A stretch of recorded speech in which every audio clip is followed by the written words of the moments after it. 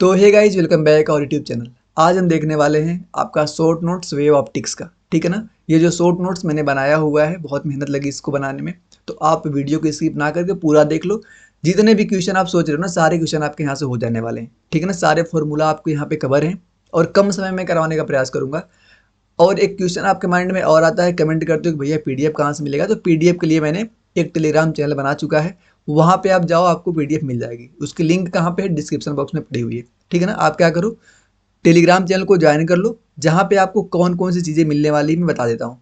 वहाँ पे आपको शॉर्ट नोट्स मिलेंगे, डिटेल्ड नोट जो मेरे द्वारा बनाए गए हैं बड़ी कोचिंग के, वो अभी मैं आपको बिल्कुल फ्री आपको मैं वहाँ पे प्रोवाइड करूँगा। Most important previous year question, जो सेलेक्टेड क्वेश्चन होते हैं ना, जो कि 4-5 साल रिपीट करते हैं, उसको भी मैंने वहाँ पे अपलोड कर रखा है। तो वहाँ पे जाओ, आप टेलीग्राम से लिंक लेके डाउनलोड कर लो। और अगर इसी प्रकार की वीडियो आपको चाहिए शॉर्ट नोट्स की, या तो वन शॉट्स बेस्ट लेक्चर, तो आप हमारे चैनल को सब्सक्राइब कर सकते हो। कंटेंट देखने के बाद अगर आपको पसंद आता है तब। कैसे ज्वाइन करना है मैंने बता दिया, डिस्क्रिप्शन बॉक्स में जाइए, उसको ज्वाइन कर लीजिए। तो चलिए अब हम स्टार्ट करते हैं आज का जो हमारा चैप्टर है, द वेव ऑप्टिक्स। रेडी हैं आप? चलिए।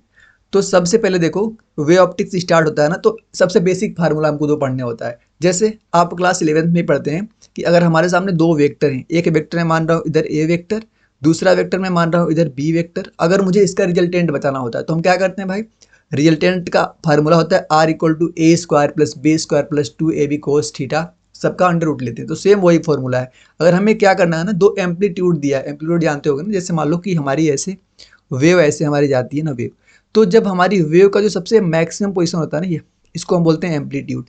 क्या बोलते हो आप? इसको एम्पलीट्यूड बोलते हो। तो वही, अगर हमको एम्पलीट्यूड का अगर क्या निकालना है, रिजल्टेंट निकालना है, तो फॉर्मूला क्या होता है, a1 का स्क्वायर प्लस a2 का स्क्वायर प्लस 2a1 a2 कोस फाइव। क्लियर। अगर मैं सेम इसी फार्मूले में a1 और a2 को मैं a मान लूँ, इस फार्मूले में a1 को और a2 को a मान लूँ, तो आपका एक और फार्मूला निकल के आता है r इक्वल टू 2a कोस 5/2। तो इन दोनों फार्मूला को आप सीधे याद रखोगे, सीधे इस पे क्वेश्चन आते हैं। थर्ड चीज पे आते हैं, इंटेंसिटी। जानते हो ना इंटेंसिटी? तो इंटेंसिटी में और एम्पलीट्यूड में एक रिलेशन होता है जो तुमको ध्यान देना है। देखो यहाँ पे जो आई दिख रही है ना, आई, इसको आप बोलोगे क्या भैया, यह तो इंटेंसिटी है। क्या है? इंटेंसिटी। और यहाँ पे जो ए दिख रहा है ना, यह क्या है? एम्पलीट्यूड। तो जो इंटेंसिटी होती है आपकी, वो एम्पलीट्यूड के स्क्वायर के डायरेक्टली प्रोपोर्शनल होती है। तो जब भाई इसके डायरेक्टली प्रोपोर्शनल होगी तो कैसे कर सकते हो, तो हम यह भी तो लिख सकते हैं कि amplitude directly proportional to under root में आई। क्या इस बात को मैं लिख सकता हूँ? क्या बिल्कुल लिख सकता हूँ भाई। तो अब देखो, सेम इसी फॉर्मूले से हम एक और फार्मूला निकाल सकते हैं। क्या कि अगर हमको इंटेंसिटी का रिजल्टेंट चाहिए, तो मैं क्या कर सकता हूँ, I1 plus I2 plus 2√I1 I2 कोस डेल्टा फाइव। तो यह जो फॉर्मूला आपका आ रहा है, किसका आ रहा है? इंटेंसिटी का रिजल्टेंट निकालने का फॉर्मूला आ रहा है। दो फार्मूला यहाँ पे इंपॉर्टेंट है जो आपको मैंने बता दिया। सेम इस फॉर्मूले के अंदर I1 को I2 को अगर I के बराबर रख के जब वैल्यू पुट करके सोल्व करोगे, तो आता है वहाँ पे I resultant 4I cos square 5/2। तो जितना फार्मूला है बता रहा हूँ ना, इसके बाहर क्वेश्चन नहीं आने वाले हैं, श्योर रहो, लेकिन इतना तो तुमको याद ही होना चाहिए। तो यह फार्मूला हमारा है। कब आया था यह फार्मूला? जब भाई हमने I1 को I2 को I के बराबर मान लिया था। अब आप अपने नेक्स्ट चीज पे, नेक्स्ट क्या है भाई, रिलेशन बताना आपको फेज डिफरेंस और किसके पाथ डिफरेंस। फेज डिफरेंस को हम बोलते हैं क्या, डेल्टा फाई। डेल्टा फाई को बोलते हो आप फेज डिफरेंस। पाथ डिफरेंस को क्या बोलते हो आप? डेल्टा एक्स को बोलते हो आप पाथ डिफरेंस। तो इस इन दोनों के बीच में एक रिलेशन होता है। क्या होता है? Delta phi equal to 2 pi upon में लेमडा इंटू डेल्टा एक्स ना, इंपॉर्टेंट फॉर्मूला। तो इसको भी आपको सीधे का सीधे ध्यान देना है ना, भूलोगे नहीं। डेल्टा फाई इक्वल टू होता है 2 पाई अपॉन में 2 पाई/लेमडा इंटू डेल्टा एक्स ना। तो ये फार्मूला भी इंपॉर्टेंट है। नेक्स्ट चीज जो हमको पढ़ना होता है वो होता है इंटरफेरेंस। इंटरफेरेंस क्या होती है भाई? इंटरफेरेंस आप जानते हो, जब दो वेव जाती हैं, तो अगर जहाँ पे जिस जगह पे टकराती है उसको हम बोलते हैं भाई, यहाँ पे वेव क्या कर दी, इंटरफेरेंस कर दी। तो वो इंटरफेरेंस दो टाइप का होता है। एक को बोलते हो आप कंस्ट्रक्टिव इंटरफेरेंस। क्या बोलते हो आप? कंस्ट्रक्टिव। दूसरी जो होती है वो होती है डिस्ट्रक्टिव इंटरफेरेंस। तो सबसे पहले आप देख लो कि कंस्ट्रक्टिव इंटरफेरेंस की शर्त क्या होती है। इसमें जो फेज डिफरेंस, इसमें जो डेल्टा फाई होता है ना, वो स्टार्ट होता है 0 से, फिर होता है 2 पाई, फिर होता है 4 पाई। इस तरह चलते चलते मतलब इवन नंबर का मल्टीप्लाई होता है किसका? पाई का। पाई के इवन नंबर का मल्टीप्लाई होता है डेल्टा फाई किसमें? कंस्ट्रक्टिव इंटरफेरेंस के अंदर। इसमें अगर हमको डेल्टा एक्स निकालना हो तो कैसे निकालोगे? रिलेशन पता है हमको, delta phi equal to 2 pi upon में लेमडा इंटू डेल्टा एक्स। तो डेल्टा फाई की जगह पे हम क्या रख दें, इसकी जो मेन वैल्यू आई कितना, 2n पाई। तो यहाँ पे जब हमने 2n पाई लिख के जब वैल्यू को सोल्व किया, तो हमारा जो पाथ डिफरेंस है वो कितना आ गया, एन लेमडा, ठीक है ना। तो इंटरफेरेंस में आपको क्या याद रखना है, दो होती हैं, कंस्ट्रक्टिव डिस्ट्रक्टिव। कंस्ट्रक्टिव का अंदर अगर हमको डेल्टा फाई चाहिए, मतलब कि फेज डिफरेंस चाहिए, तो वो होता है 2n पाई, मतलब कि पाई का इवन मल्टीपल होता है। अगर हमें क्या चाहिए, अगर हमको चाहिए मान लो डेल्टा एक्स, मतलब कि पाथ डिफरेंस, तो वो होता है हमारा क्या, एन इंटू लेमडा। क्लियर भाई। आओ अपनी अगली स्लाइड पे। एक होता है हमारा आर मैक्सिमम और आई मैक्सिमम, मतलब कि भाई हमें एम्पलीट्यूड का मैक्सिमम वैल्यू चाहिए और आई का हमको मैक्सिमम वैल्यू चाहिए। तो a1 प्लस a2 होता है किसका, एम्पलीट्यूड का मैक्सिमम वैल्यू, रूट में i1 प्लस रूट में i2 का होल स्क्वायर होता है आई मैक्स, मतलब कि इंटेंसिटी का मैक्सिमम वैल्यू। दूसरी चीज हमको जो यहाँ पे पढ़नी होती है वह क्या है भाई, वह है हमारी डिस्ट्रक्टिव वेव ना, डिस्ट्रक्टिव वेव। डिस्ट्रक्टिव वेव में जो यहाँ पे होता है ना, इसको देखना ध्यान से। इसमें क्या होता है, पाई का ना, पाई फिर 3 पाई फिर 5 पाई फिर 7 पाई, मतलब कि ओड मल्टीपल होता है। तो यहाँ पे हम लिखते हैं ना कितना, 2n-1 का 1 पाई, यह क्या आप निकाले, यह निकाले आप डेल्टा फाई। जब डेल्टा फाई निकाली तो डेल्टा एक्स का रिलेशन आपने पढ़ा है ना, डेल्टा फाई इक्वल टू होता है 2 पाई अपॉन में लेमडा इंटू डेल्टा एक्स। अब यह वैल्यू डेल्टा फाई की यहाँ पे पुट करके आप डेल्टा एक्स की वैल्यू निकाल सकते हो, घर पे कैलकुलेशन कर लेना, मुझे तो शॉर्ट नोट्स करवानी है। तो डेल्टा एक्स का जो फॉर्मूला आता है यह आता है क्या, 2n-1 लेमडा अपॉन में 2 इक्वल टू क्या था, डेल्टा एक्स के बराबर होता है।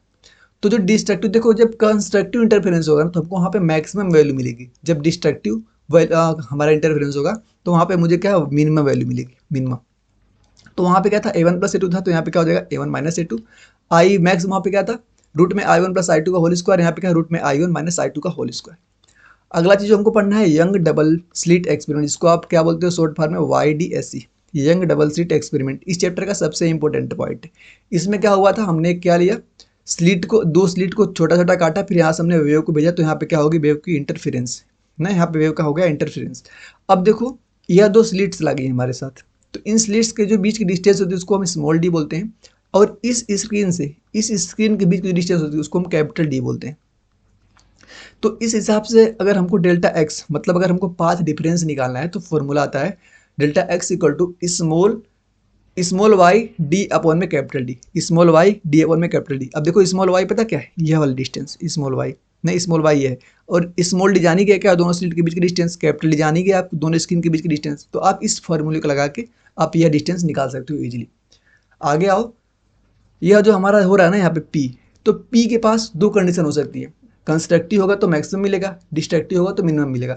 तो यहाँ पे मैक्सिमा और मिनिमा मिलने की कंडीशन हो सकती है। अगर मैक्सिमा मिलेगा तो आप क्या बोलोगे कि भैया यहाँ पे हो रहा है आपका, यहाँ पे हुआ है कंस्ट्रक्टिव इंटरफेरेंस। अगर मिनिमम मिलेगा तो बोलोगे भैया यहाँ पे हुआ है डिस्ट्रक्टिव इंटरफेरेंस।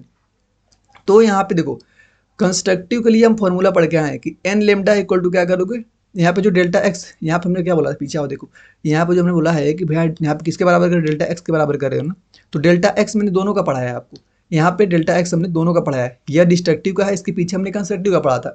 तो यहाँ पे अब क्या करो, आप यहाँ पे एक बार कंस्ट्रक्टिव का डेल्टा रखो डेल्टा एक्स, यहाँ पे क्या करो एक बार डिस्ट्रक्टिव डेल्टा एक्स रखो, दोनों को सॉल्व जब करोगे तो हमारा फॉर्मूला निकल के आएगा। यह वाई निकल के आया किसके वजह से, यह जो वाई आप निकाले हो यह निकाले हो कंस्ट्रक्टिव इंटरफेरेंस की वजह से, और यह जो वाई निकाले हो यह निकाले हो डिस्ट्रक्टिव इंटरफेरेंस की वजह से। सीधे याद रखोगे क्या, y equal to N lambda capital D upon में स्मॉल डी। दूसरा y equal to 2n-1 lambda capital D upon में 2d। देखो यहाँ पे मैं एक चीज़ बताता हूँ तुमको, अभी तुमको देखने में अलग लग रहा होगा ना, तुम बोर्ड के हो तो तुम ऐसे एक बार रट लो, लेकिन अगर कभी क्वेश्चन आएगा तो क्वेश्चन सोल्व करने के लिए मैं ट्रिक बताऊंगा, इजी कर लोगे, इन सब फार्मूले का तुमको काम ही नहीं पड़ेगा। आगे आने वाली वीडियो में अगर अभी तक हो तो बने रहो, यहाँ से कुछ बढ़िया सीख के जाओगे, ठीक है ना। अब देखो यहाँ पे जो आप n की वैल्यू रखने वाले हो ना, यहाँ पे जो आप n की वैल्यू रखने वाले हो वो क्या रखोगे भाई, वह रखोगे 0 1 2 3, यहाँ पे स्टार्ट करोगे n की वैल्यू 1 से 1 2 3 4। तो दोनों का फार्मूला आप देख लो क्या आता है, इसका जो फ्रिंज विड्थ का फार्मूला आता है वो क्या आता है, यहाँ पे डेल्टा देखो, यहाँ पे जो आपको b दिख रहा है ना, b जिसको आप बीटा बोलते हो, इसको आप बोलते हो फ्रिंज विड्थ, मतलब दो फ्रिंज जो था उसके बीच की जो उसकी विड्थ है उसको निकालने का फार्मूला वो होता है लेमडा कैपिटल डी अपॉन में small D. Lambda capital D upon में स्मॉल डी दोनों का सेम होता है। अब देखो यहाँ पे क्या लिखा है, दो पॉइंट है, मतलब कि इंपॉर्टेंट है, दोनों पॉइंट को आपको ध्यान देना है। क्या लिखा है कि bright and dark fringes are equal width, दिख भी रहा है भाई यहाँ से जितने ब्राइट की है उतनी डार्क की है, मतलब ब्राइट और डार्क फ्रिंजेज का जो विड्थ होता है कैसा होता है, इक्वल होता है। अल्टरनेटिव मैक्सिमा, एक मैक्सिमा मिलेगा एक मिनिमा मिलेगा, मैक्सिमा मिलेगा मिनिमा मिलेगा, इस प्रकार से हमको मिलती है स्क्रीन के ऊपर। आगे देखो, अगर हम YDSC मतलब कि डबल, हमने जो यंग डबल स्लिट एक्सपेरिमेंट जो हमने किया है, जो हमने निकाला है ना, जो हमने वैल्यू निकाल लिया है, अगर वही क्वेश्चन हमसे पूछ दें कि पानी में डुबाने पे क्या होगा भाई, अगर उसी चीज़ को, पूरे सेटअप को, YDSC को हमने पानी के अंदर डुबा दिया, तो हम जानते हैं, क्या जानते हो भाई आप, कि स्पीड ऑफ लाइट और म्यू के अंदर एक रिलेशन होता है, म्यू इक्वल टू होता है C/V। मैंने बोला जानते हो, बहुत लोग इसको दिल पे ले लेंगे कि भैया मैं तो नहीं जानता, भाई नहीं जानते हो तो आज जान जाओ, है ना। म्यू इक्वल टू होता है C/V, mu equal to C/V, सो मैं यहाँ से क्या निकाल सकता हूँ, V इक्वल टू क्या हो जाएगा हमारा, V इक्वल टू हो जाएगा हमारा C/म्यू ना। तो अब मतलब कि जहाँ पे हमारी वेलोसिटी ज़्यादा होगी वहाँ पे म्यू की वैल्यू कम होगी। म्यू समझ रहे हो क्या, यहाँ पे रिफ्रैक्टिव इंडेक्स, वेव ऑप्टिक्स में पढ़ते हो आप ना। तो देखो एक और फार्मूला हम जानते हैं, V इक्वल टू होता है lambda F, V equal to होता है लेमडा इंटू एफ। तो यहाँ पे अगर मैं बोल दूँ कि भाई फ्रीक्वेंसी कांस्टेंट है, तो V डायरेक्टली प्रोपोर्शनल टू क्या हो जाएगा आपका, V डायरेक्टली प्रोपोर्शनल टू हो जाएगा लेमडा के। तो जैसे हम किसी लेमडा को वाटर के अंदर डालेंगे ना, तो म्यू टाइम कम हो जाएगा। तो सिंपल याद रखो भाई, हमने जितना भी निकाला ना, सब आराम से हम निकाल रहे हैं, मतलब कि हम बाहर निकाल रहे हैं, बाहर निकाल रहे हैं। अगर उसी सेटअप को पानी के अंदर डालेंगे तो म्यू टाइम क्या हो जाएगा, कम हो जाएगा। जितना क्वेश्चन हमको म्यू क्यू देगा, उससे आप क्या कर दोगे, डिवाइड कर दोगे, आंसर आ जाता है। जैसे म्यू वाटर का आपसे पूछे ना, जैसे आपको म्यू वाटर का पूछे, तो आप म्यू वैक्यूम का निकाल दो, वैक्यूम मतलब बाहर का निकाल दो, और जितना म्यू वाटर का जितना म्यू दिया है उससे डिवाइड कर दो, तो वैल्यू आपकी आ जाएगी। अब देखो आते हैं अपने ट्रिक के ऊपर। यह वाला पार्ट जो कि आपके लिए इंपॉर्टेंट है, इसको आपको नहीं भूलना है ना, यह वाला पार्ट आप देखो। ट्रिक क्या है भाई, अगर आपसे पूछ रहा है ना कि भाई थर्ड मैक्सिमा बताओ, किसके अंदर, वैक्यूम के अंदर, क्या बताना है आपको, थर्ड मैक्सिमा। तो आपको सीधे ध्यान देना है क्या एक बार, कि अगर, ध्यान सुनना, अगर कभी मैक्सिमा पूछे आपसे, मैं आप समझा रहा हूँ, या तो आपसे मैक्सिमा पूछेगा या तो आपसे मिनिमा पूछेगा। और बीट का फार्मूला हमने एक ही बताया, लेमडा कैपिटल D अपॉन में स्मॉल d, यही हमारी बीट का फार्मूला है। अगर कभी मैक्सिमा पूछेगा आपसे, कभी कभी पूछा आपसे मैक्सिमा, तो जितना मैक्सिमा पूछेगा ना, बोल रहा है कि 5, क्या पूछेगा आपका, फिफ्थ मैक्सिमा बताओ, तो आप सीधे का सीधे जो मैक्सिमा पूछेगा इसमें 5 से मल्टीप्लाई, फिफ्थ मैक्सिमा तो 5 से मल्टीप्लाई कर दो, आंसर। उसने पूछा सेवेंथ मैक्सिमा बताओ, क्या बोला, सेवेंथ, तो 7 बीटा कर दो, कितना, 7 बीटा। एट्थ मैक्सिमा बताओ, कितना, 8 बीटा। अगर मैक्सिमा वैल्यू पूछे, जितना बोलेगा उतना ही बीटा हो जाएगा, और बीटा की वैल्यू तुम जानते हो क्या होता है, लैम्डा कैपिटल D1/d। लेकिन अगर यहीं पे मिनिमा पूछे ना, मिनिमा, तो जितना वो पूछेगा उससे तुमको आधा कम करना है। अगर 7 पूछा ना, 7 क्या बताओ, 7 मिनिमा बताओ, 7 मिनिमा, तुम बताओगे 6.5 बीटा, समझे, आधा कम करना है। जब मिनिमा पूछेगा, जितना पूछेगा उसमें से आधा कम करना है। पूछ दिया उसने 12 मिनिमा बताओ, तो तुम क्या बोलोगे, 11.5 बीटा, 11.5 इंटू बीटा को तुमको पता है लेमडा कैपिटल D अपॉन में स्मॉल d, तो वहाँ से आप निकालोगे इजीली। अब देखो यहाँ पे एक चीज़ और मैंने हाईलाइट की है, कहीं वैक्यूम पूछ रहा है, कहीं वाटर ने पूछ रहा है, लिक्विड ने पूछ रहा है। तो जो बोल दिया उसने, बोल दिया फिफ्थ मैक्सिमा, तो क्या बोलोगे भैया 5 बीटा, लेकिन पूछा कहाँ है, लिक्विड के अंदर, तो अपोन में क्या कर दोगे, लिक्विड का रिफ्रैक्टिव इंडेक्स। कितना ईजी हो गया ना, अब तुमको रटना नहीं पड़ेगा, जो पूछे, बोल दिया मैंने 7 मैक्सिमा बताओ, 7th मैक्सिमा, बोलोगे 7 बीटा। कहाँ पे पूछा हमने, वैक्यूम पे, तो सीधे 7 बीटा ही रहेगा। मैंने बोल दिया 7th मैक्सिमा वाटर के अंदर, तो 7 बीटा अपोन में क्या कर दोगे, वाटर का रिफ्रैक्टिव इंडेक्स निकल जाएगा ना इजीली, कोई दिक्कत नहीं है। अगला चीज हमारा जो आने वाला, देखो ध्यान से, हाँ, फ्रिंज विजिबिलिटी, एक चीज होता है फ्रिंज विजिबिलिटी। इसको कैसे निकालते हो आप, फ्रिंज विजिबिलिटी को, सीधे फार्मूला याद रखो कि फ्रिंज विजिबिलिटी का फार्मूला होता है 2√I1 इंटू I2 अपॉन में I1 प्लस I2। जब कभी आपसे फ्रिंज की विजिबिलिटी पूछे ना, तो आप यह फार्मूला लगाना, आंसर आ जाएगा। कुछ कंसेप्चुअल नोट्स हैं जो बोर्ड के लिए उतने इंपॉर्टेंट नहीं है, लेकिन देख लो किसी कंपिटेटिव एग्जाम के लिए इंपॉर्टेंट है। जैसे अगर हमारे सामने 2 स्लिट्स हैं, S1 और S2, और बोल दिया कि यहाँ पे कोहेरेंट, देखो कोहेरेंट मतलब ना होता है ना, मतलब कि मैक्सिमम मिल रहा है हमको, मतलब कि यह जो सोर्स, कोहेरेंट मतलब कि सोर्स क्या होता है, सेम होता है। जो S1 और S2 जो है ना, सेम सोर्स है, तो इसको हम बोलेंगे कोहेरेंट सोर्स, कोहेरेंट। तो अब यह जो मिलेंगे ना, तो इसका जो, इसको बोलते हैं हम सेंट्रल मैक्सिमा, इस पोजीशन को बोलते हैं आप सेंट्रल मैक्सिमा। तो सेंट्रल जो वैल्यू आएगी ना, इस 4i आएगी, सीधे ध्यान देना, कितनी आएगी, 4i। और अगर S1 और S2 दोनों अलग अलग सोर्स हैं, तो इसको आप बोलोगे इनकोहेरेंट। क्या बोलोगे, इनकोहेरेंट। देखो ऊपर 2 यूनिट आ रही, नीचे कितनी आ रही, 3 यूनिट। तो यहाँ जो मिलने वाली है ना, आपकी कितनी मिल जाएगी, 5i। समझे मैंने क्या बोला, कितना मिल जाएगी, 5i। अब हो सका कि इन दोनों में से, जैसे मान लो एक, यहाँ पे 2 स्लिट हुआ करती थी पहले, तो एक स्लिट को मैंने बंद कर दिया, अब एक ही स्लिट से हो रहा है इंटरफेरेंस, तो यहाँ पे टकराएगा तो कितनी वैल्यू मिलेगी, I0, जो कि फाइनल, यहाँ पे जो I फाइनल मिला है ना, वो इनिशियल के 1/4 टाइम होगा। समझे। इनिशियल कितना होगा 1/4 टाइम होगा। अब देखो एक चीज होती है क्या, ऑप्टिकल पाथ लेंथ, अगर फ्री स्पेस में पूछेगा और कहाँ पूछेगा आपसे, मीडियम में। अगर फ्री स्पेस में अगर आपसे पूछता है तो वह कितना होता है आपका, अगर बताओ यहाँ से इसके बीच की डिस्टेंस डी है तो आप टाइम निकालोगे क्या, डिस्टेंस अपॉन में स्पीड, डिस्टेंस को डी बोलो, स्पीड को आप सी बोल दो। नंबर ऑफ वेव का फॉर्मूला क्या होता है, lambda by D, lambda by D को आप कैपिटल एन बोल दो, यहाँ तक कोई दिक्कत नहीं है। अगर वही हमसे मीडियम में पूछे तो यहाँ पे भी क्या हो जाएगा, v equal to C by mu, अभी पीछे पढ़ के आ रहे हो आप ना, v equal to C by mu. Time equal to यहाँ पे फार्मूला होगा डिस्टेंस अपॉन में स्पीड, तो डिस्टेंस स्पीड की जगह पे क्या रखोगे, यह सी बाई म्यू जो निकाले हो, सी बाई म्यू सोल्व करोगे तो म्यू डी अपॉन में स्मॉल सी आ जाएगा, तो यहाँ से यह फार्मूला निकल गया। सिंपल, इसका काम नहीं पड़ेगा लेकिन अगर पता रहेगा तुम्हारे काम आ जाएगा कहीं ना कहीं पे। अब देखो अगली चीज हमको क्या पढ़ना है, देखो यहाँ पे मैंने यहाँ पे हिंदी में लिखा है लेकिन जो लिखा है मैं पढ़ूंगा, ध्यान सुनना। लिखा हमने कि दो रास्ते अलग अलग ऑप्टिकली इक्वल हैं, अगर दो रास्ते अलग अलग ऑप्टिकली इक्वल हैं इसका मतलब कि लेंथ सेम नहीं है, लेंथ क्या है, सेम नहीं है। इसका यह मतलब है कि लाइट के आने में समय सेम लगेगा। मैंने क्या बोला, दो रास्ते अगर ऑप्टिकली इक्विटिव हैं तो इसका मतलब यह नहीं कि लाइट सेम है, इसका मतलब यह है कि लाइट के आने में समय सेम लगेगा। जैसे यहाँ पे क्या है मीडियम और यहाँ पे क्या है फ्री स्पेस, तो इनका बीच का हमने बोल दिया कि रास्ता देखो सेम है, रास्ता यहाँ पे सेम है, सॉरी यहाँ पे हमने क्या बोल दिया कि डिस्टेंस, यहाँ इसकी डिस्टेंस डी दे दिया, इसकी डिस्टेंस कितनी दे दी, म्यू डी दे दिए। मतलब देखो समय सेम लग रहा है लेकिन यहाँ पे डिस्टेंस दोनों की क्या है, अलग अलग है। समझ रहे इसका मतलब, बस यहाँ पे यही कॉन्सेप्ट था और कुछ कॉन्सेप्ट नहीं है। अगला चीज क्या है, YDSC विद स्लैब। अगर YDSC के अंदर हम क्या रख लें, स्लैब रख दें, स्लैब मतलब कि कोई सा रख दो कुछ स्लैब, तो स्लैब डालने पर सेंट्रल मैक्सिमा उधर शिफ्ट होता है जिधर वो स्लैब रखा गया हो। देखो पहले मुझे मिल जाता है, स्लैब नहीं डाला था मैंने, जैसे मैंने यहाँ पे क्या किया था, एक S1 सोर्स लिया था और एक S2 सोर्स लिया था, तो मुझे सेंटर मैक्सिमा यहाँ पे मिली थी इस पोजीशन पे, लेकिन मैंने इस वाले जगह पे क्या डाल दिया, एक स्लैब डाल दिया। तो स्लैब डालते ही ना एक चीज़ क्या क्लियर हुई कि भैया अब जो सेंट्रल मैक्सिमा पहले यहाँ पे मिलता था ना, अब मुझे यहाँ पे मिल रहा है। क्यों मिल रहा है, क्योंकि इस साइड की जो हमारी ना जिधर स्लैब मैंने रखा है उधर ही क्या मिलेगा हमको, सेंट्रल मैक्सिमा। क्योंकि आज तो स्लैब मैंने डाला तो इसकी स्पीड का हो गई कम, S1 वाली की स्पीड हो गई कम, S2 की हो गई ज़्यादा, तो यह ज़्यादा चलेगा या कम ही चलेगा, तो इस प्रकार इसकी क्या हो जाएगी, ऊपर मिल जाएगा हमको। डेल्टा एक्स यहाँ पे निकालने के लिए फॉर्मूला याद रखना है, टी क्या है यहाँ पे, स्लैब की थिकनेस, स्लैब की थिकनेस टी ब्रैकेट में म्यू -1, म्यू क्या है भाई, म्यू क्या है, डिफ्रैक्टिव इंडेक्स का आपको क्वेश्चन में देगा, ठीक है ना।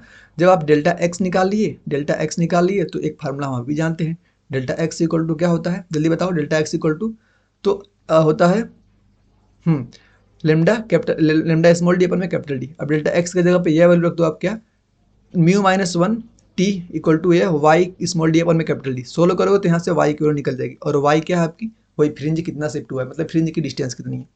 क्लियर है यहाँ तक, कितनी फ्रिंज शिफ्ट हो गया, कितनी फ्रिंज शिफ्ट हो गया, कितना वाई अपॉन में बीटा। स्लैब रखने पर फ्रिंज विड्थ पर कोई प्रभाव नहीं होता, यह पॉइंट सीधे ध्यान देना कि अगर हम कोई बीच में स्लैब रख रहे हैं तो उसकी फ्रिंज विड्थ जो होगी ना उसके ऊपर कोई प्रभाव नहीं होगा। अगला पॉइंट देखो, डिफ्रैक्शन पढ़ना है। नेक्स्ट पॉइंट क्या है, डिफ्रैक्शन। सिंपल सा होता है डिफ्रैक्शन, इसके जो आपको इंपॉर्टेंट पॉइंट है देख लो। ये आपके सामने क्या दिख रही है, स्लिट्स दिख रही है, जिसकी हमने यहाँ पे डिस्टेंस बनाई स्मॉल ए से नोट किया है। देख लो इसके पॉइंट्स क्या क्या आपको ध्यान देने हैं कि diffractions is observed for all type of the wave, diffraction हर प्रकार की वेव के अंदर पाया जाता है। Next point, the diffractions of sound wave is easily observed because the wavelength of sound is larger than light. जो लाइट का सॉरी जो किसका साउंड का जो वेव लेंथ होता है ना वो लाइट के कंपेरिजन में ज़्यादा होता है, इसलिए हम इसको इजीली ऑब्जर्व कर सकते हैं, इसने यहाँ पे लिए लिखा है। The diffraction of the radio wave is more distinct, मतलब कि रेडियो वेव को हमें पता करना बहुत ज़्यादा कठिन होता है, क्योंकि आपको पता होगा एक चार्ट हम पढ़ते हैं क्या, क्लासिकल गाड़ी एक्स यू भी इन माई रेंज ना, इधर जाते हैं ना, इधर मतलब एक कॉस्मिक रे, gamma ray, X ray, ultraviolet, visible, infrared, microwave, radio, इधर जाते हैं तो हमारा लेमडा की वैल्यू बढ़ती है। लेमडा बढ़ती है तो फ्रीक्वेंसी और एनर्जी क्या होती है, कम होती है। तो लेमडा हमारे रेडियो वेव की क्या होगी, सबसे ज़्यादा। तो इसको अलग करना ना बहुत मुश्किल होता है, तो डिफ्रैक्शन इसमें अच्छा नहीं दिखता हमको। Diffraction of radio wave is more distinct, मतलब हाँ सॉरी, मतलब देखना ज़्यादा इजी होता है। मोर डिस्टिंक्ट मतलब क्या हो गया, यहाँ पे रेडियो वेव की वेवलेंथ ज़्यादा है तो इसको देखना हमको बहुत आसानी से देख सकते हैं इसको। In diffraction pattern the central fringe is always bright. Diffraction में जो सेंट्रल पार्ट आता है ना, ये हमेशा का हमेशा ऑलवेज कैसा आता है, ब्राइट आता है, ऑलवेज ब्राइट। तो ये आपको ध्यान देनी थी। अब देखो अगली आगे क्या हमें पढ़ना है, आगे है कि फ्रोनहोफर सिंगल स्लिट एक्सपेरिमेंट। फ्रोनहोफर ने, जैसे वहाँ पे यंग्स ने एक एक्सपेरिमेंट किया था डबल स्लिट, वैसे एक और साइंटिस्ट थे जिनका नाम था फ्रोनहोफर, इन्होंने क्या किया था, सिंगल स्लिट एक्सपेरिमेंट किया था, जिन्होंने बताया कि यह डिस्टेंस कितना लिया था, ए लिया था ना, जितना स्लिट की डिस्टेंस है ए लिया था, और इन्होंने एक्स डेल्टा एक्स क्या है यहाँ पे भी पाथ डिफरेंस ही है, पाथ डिफरेंस बताया था इन्होंने, कितना होता है ए साइन थीटा के बराबर होता है। सीधे ध्यान दोगे कि फ्रोनहोफर में डेल्टा एक्स इक्वल टू होता है ए साइन थीटा, ए साइन थीटा निकल गया यहाँ पे। अब देखो यहाँ पे मिनिमा और मैक्सिमा दोनों की अलग अलग शर्तें होती हैं। मिनिमा की शर्त क्या है भाई कि एन लेमडा इक्वल टू होगा ए साइन थीटा, मैं यहाँ पे हाईलाइट करता रहता हूँ, तुम देखते जाना। मिनिमा में ए साइन थीटा जो होता है एन लेमडा के बराबर होता है, मैक्सिमा में जो होता है ए साइन थीटा किसके बराबर होता है, एन 2n-1 लेमडा बाई 2 के बराबर होता है। कंडीशन, कुछ मिनिमा की कंडीशन क्या क्या होगी, पहले बात जो फर्स्ट मिनिमा होगा, फर्स्ट मिनिमा कैसे लिखोगे आप, N lambda upon equal to A sine theta, मैंने बताया यहाँ पे। और इसको जब आप पूरा अच्छे से लिखोगे तो कितना आ जाएगा, Y equal to small Y equal to lambda capital D upon में स्मॉल डी, ठीक है ना। आगे देखो, diffraction due to the single slit, single slit के लिए डिफ्रेक्शन का देखो यहाँ फिगर, ये आपको दिख रहा है स्क्रीन, यहाँ पे ए इसकी होगी स्लिट की डिस्टेंस, यहाँ पे बीच में क्या मिलता है आपको, सेंट्रल मैक्स में कितना होता है 2 लेमडा डी बाई ए, कितना आता है 2 लेमडा डी बाई ए, ऊपर कितना लेमडा डी बाई ए, नीचे सेम उतना भी क्या आएगा lambda D by A, clear. Position of the first maxima position कितना होगा लेमडा डी बाई ए, पहली की होती है lambda D by A, central की कितनी होती है 2 लेमडा डी बाई ए, सीधे आपको ध्यान देना भाई, शॉर्ट नोट से मेरा है, तो इसलिए ऐसा मत समझ, जितना काम वर्क जितना हो रहा हो सकता है उतना समझा भी दे रहा हूँ। बात करेंगे अब एंगुलर पोजीशन ऑफ द किसकी, मिनिमा की एंगुलर पोजीशन, जिसको हम बोलते हैं थीटा से डिनोट करते हैं, जो कि होता है वाई बाई ए होता है आपका क्या, ये होता है आपका एंगुलर पोजीशन का फॉर्मूला। नेक्स्ट पढ़ते हो एंगुलर विड्थ, एंगुलर विड्थ कहाँ पे, सेंट्रल मैक्सिमा के पास कितनी आती है आपकी, अल्फा से डिनोट करते हैं 2 लेमडा बाई 2 के बराबर आता है, 2 लेमडा बाई ए के बराबर आता है। Next affection due to the circular apparatus जो बीच में लगा है, इस पे क्या अफेक्ट आता है, फार्मूला थीटा इक्वल टू आता है आपका 1.22 लेमडा बाई ए, सीधे फार्मूला ध्यान दो के आंसर बन जाएगा। कभी पूछे आपसे सर्कुलर अपैरेटस के बारे में, टेलीस्कोप फार्मूला होता है theta equal to 1.22 lambda by A, telescope का फार्मूला होता है। और एच बाई डी का फार्मूला आप कर सकते हो 1.22 लेमडा बाई ए, और रिजॉल्विंग पावर का फार्मूला होता है 1 बाई थीटा, मतलब थीटा जो हमने निकाला उसी का उल्टा कर दो, तो जैसे यहाँ पे 1.22 बाई लेमडा था तो यहाँ पे ए बाई 1.22 लेमडा हो जाएगा, क्लियर है यहाँ तक, मतलब कि यहाँ पे resolving power inversely proportional to lambda. Next चीज जो पढ़ना आपको कंपाउंड माइक्रोस्कोप, कंपाउंड माइक्रोस्कोप का simple formula H equal to 1.22 lambda upon में 2 mu sine alpha, numerical apparatus, ये इसको क्या बोलते हैं आप, न्यूमेरिकल अपैरेटस बोलते हो। रिजॉल्विंग पावर को देख के आ रहे हैं, लेमडा के क्या होता है, इन्वर्सली प्रोपोर्शनल होता है, सीधे यह फार्मूला भी आपको ध्यान देना है। फ्रेनल डिस्टेंस का फार्मूला, फ्रेनल डिस्टेंस किसको आप बोलते हो, फ्रेनल डिस्टेंस यह यहाँ से जो दिख रही है जेड, मतलब कि ए जो पहले जेड जो डी हुआ करती थी आज को क्या बोल रहे हो जेड, फ्रेनल डिस्टेंस फार्मूला होता है ए स्क्वायर अपॉन में लेमडा, ठीक है ना। नेक्स्ट चीज देखो, नेक्स्ट चीज आपका है माइक्रोस्कोप, माइक्रोस्कोप का formula H equal to 1.22 lambda upon में 2 म्यू साइन थीटा है, फार्मूला किसका है भाई जल्दी से बता दो, ये एच का फार्मूला है। अब लास्ट टॉपिक आता है पोलराइजेशन लास्ट टॉपिक आता है, रेडी उसको करने के लिए चलो स्टार्ट करते हैं। पोलराइजेशन में क्या होता है भाई, लिख रहे हैं पहला पॉइंट कि polarization only for transverse wave, किसके अंदर होता है, बस ट्रांसवर्स वेव के अंदर देखने को मिलता है। Second, sound wave can not be polarized because the sound wave are longitudinal in nature, sound wave longitudinal होती है नेचर में, इसलिए इसके अंदर हमको पोलराइजेशन देखने को नहीं मिलता है। According to Maxwell light wave, Maxwell एक साइंटिस्ट थे जिन्होंने क्या किया था, एक रूल दिया था जिसमें उन्होंने बोला था कि transverse electromagnetic wave in which electric field and magnetic field are perpendicular to each other, electric field और मैग्नेटिक फील्ड एक दूसरे कैसे होती हैं, परपेंडिकुलर होती हैं। तो यहाँ से इनका क्या निकल के आया था, एक फार्मूला निकल के आया था, जैसे अगर कोई वेव पहले यहाँ पे आई थी, अगर उसको हम पोलरिमीटर से बाहर निकालते हैं तो पहली बार में जो यहाँ पे होता है ना पोलराइजेशन, उसमें I0/2 होता है, पहले आई थी तो पहली बार में I0/2 होता है, फिर गुजारते हैं उसको दूसरे वाले P2 से, तो जो इसका जो I इंटेंस निकलता है I0/2 cos स्क्वायर थीटा निकलता है, फिर गुजारते हैं उसको तो I2 जो होता है I2 cos square 90 minus theta होगा। तो यह चीज़ें खत्म हो गई भाई। अगर आप कमेंट करोगे कि भाई इस पे बेस्ट मोस्ट इंपॉर्टेंट क्वेश्चन करा दो, हम बिल्कुल करवाएंगे, क्योंकि शॉर्ट नोट्स उसी को फायदा होगा जो एक बार पढ़ चुका है।